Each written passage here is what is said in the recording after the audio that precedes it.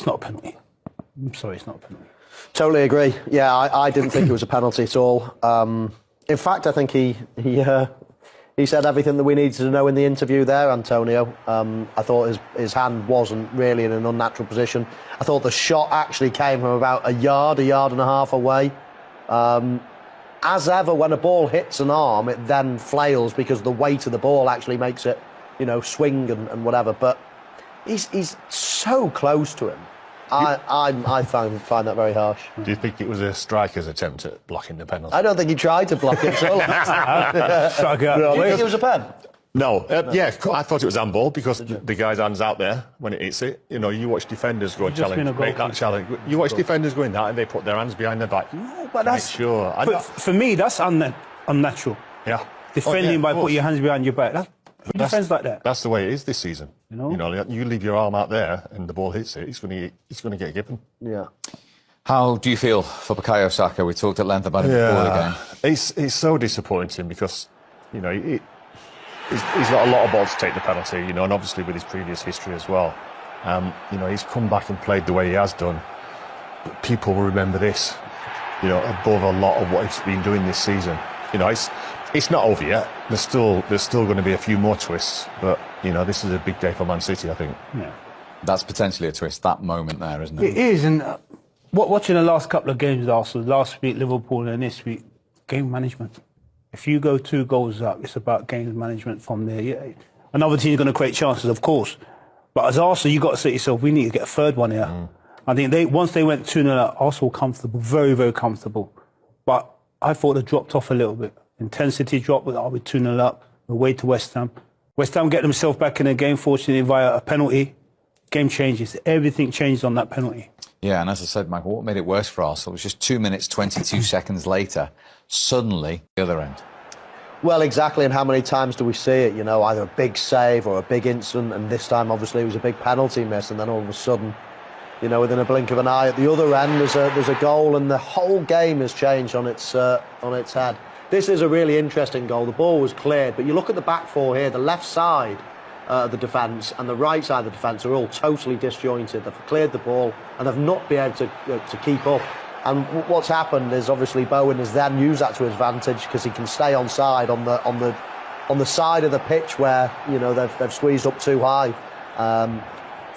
It's defensively, I'd say he's going to be frustrated, Mikel Arteta. You've got to, if you're going to squeeze up, you've got to squeeze in a line. And Bowen's taken full advantage. Good finish as well. Not easy. Aaron Ramsey, I've got a hand to it. Talk us through his angle there as he sees it. No, the angle he's got is perfect. I think what's done him is the fact that Bowen's hit it into the ground. So then obviously straight away your eyes go lower, and then it's coming back at you higher. It's like a downward header, and that's what's done Aaron. But Bowen's got a great contact on it, so the pace has done him at the near post. We were always told as youngsters to head the ball into the ground.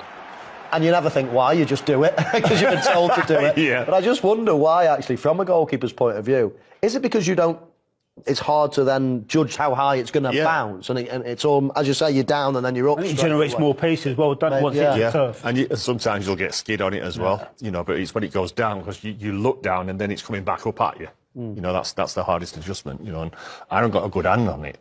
Nearly got it out onto the post, but it wasn't to be this week. Yeah. And after that, did you sense that just derailed them a little bit, that equaliser? Yeah, a little bit. We didn't have a great deal of open chances. Fabianski made about 2 or 3 saves that were straight at him.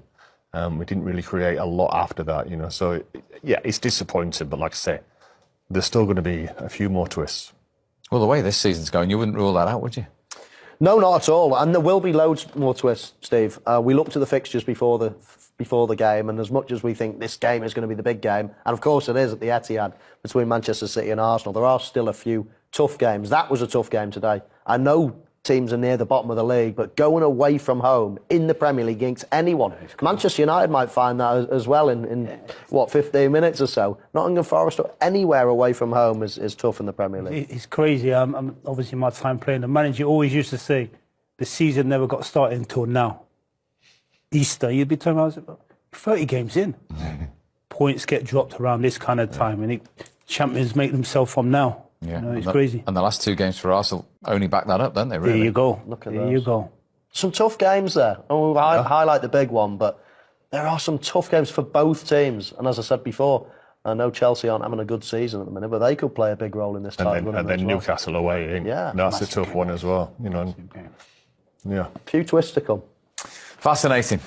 OK, next stop is the East Midlands, the City Ground. Nottingham Forest need a lift. 9. So the Premier League leaders Arsenal are in front at half-time, but they've been pegged back to 2-1 in the London derby against West Ham. Plenty to get through. The fast start for Arsenal, David, you asked for, it arrived. 1-0 up inside 7 minutes. Yeah, great goal, great work goal.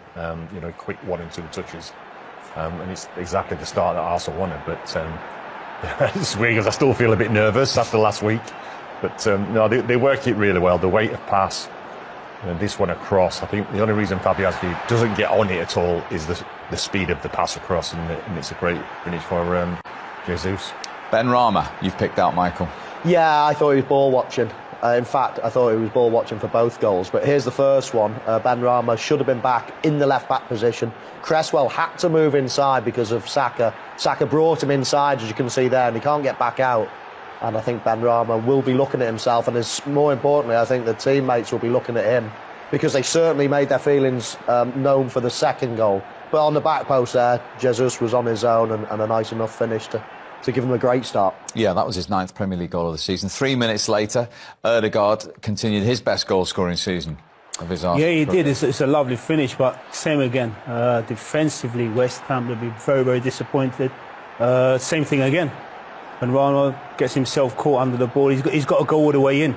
He has to go all the way in, but take nothing away from Ødegaard's finish there. Yeah, nice finish at the back post. As you can see, we highlight Ben Rama there, just ball watching yet again. And again, in the middle of the pitch, you've got Cresswell that's had to come inside to mark his man in Saka. And again, you can see the reaction. Look at the reaction of all the players. Declan Rice there, Cresswell, all looking at Ben Rama and saying, come on, you've got to put in your defensive duty as well. We all know going forward he's a talent, but at the back post he was left wanting again. It's crazy because if you look at West Ham there, with the goalkeeper, they've got 8 players in there, defending 2. They should never get themselves caught in that position, but that's what ball watching does. At that point, Arsenal were cruising. You were quite relaxed, weren't you? Yeah, not anymore. I was shouting also. I was like, handball and no penalty, dived and everything. But yeah, it's because of what happened last week at Liverpool. You see Partey, they're taking a risk in the middle of play there. And Gabriel goes to the ground where I don't think he really needed to. And it's a penalty. You can't argue with it, Do you think Partey would have done that at 0-0, flicking like that? I'm not sure. No. I think it's quite lax of his. Yeah. Lax of him. And that challenge is like, well, why has he gone to ground if he's not going to actually make it? I think with Gabriel, I mean, he's got that in him. He's got that mistake in him. And that, for me, he's not going anywhere. If he tracks him, most we sees him out, but he goes to ground and gives away the penalty. Yeah, 4 out of 4 incidentally from the spot this season for Ben Rama. Declan Rice, you thought that instantly might have been a handball. You're happy it wasn't? Yeah, I think I've seen it again. It's looked like it's hit him in his midriff, but the inconsistency this season from VAR, it could have been given. It's not being given. He's teed him up there. Paqueta, a bit of Swan Lake there. A bit? Yeah, well, he's got to emphasise it there, hasn't he? And he's got